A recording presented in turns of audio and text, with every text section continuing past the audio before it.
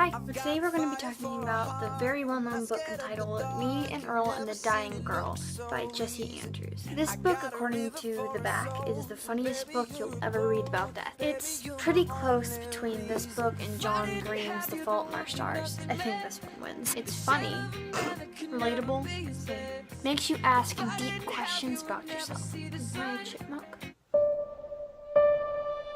And just hits you right in feely feels. Hard.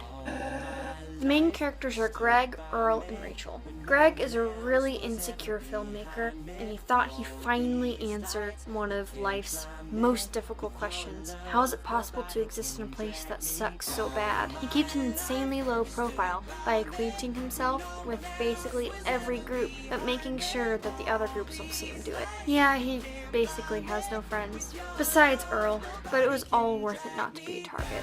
This plan works for about 8 hours. Earl is Greg's kind of friend slash coworker. Earl comes from a bad home where everyone is constantly starting a riot, with really no parents to stop them, which is why Greg barely goes to Earl's house. Instead, they go to Greg's house, watch movies, and eat whatever weird food Mr. Gaines has bought next, and to make films based off of the movies they watch. They've been making films since they were little kids. Because their films suck so bad, they vowed never to have anyone else see them, until Rachel. Rachel has frizzy hair, big teeth, and acute phylogenous leukemia, if that's how you pronounce it. Yep, now it's depressing time. Greg was forced to befriend her, and true in his whole stay in the periphery at all times thing. He went from casual friend of everybody to possible boyfriend of the boring girl, to filmmaker, and to filmmaker who makes really bad films and forces everyone to watch them. He basically went from invisible to really visible because of his friendship with Rachel. The theme of this book is insecurity. Greg's insecurity at first made people sympathize with him. Oh no, he thinks he's a mole, he feels so bad. But after a while, it kind of gets annoying. That's why my friends are annoyed by me a lot. Yep.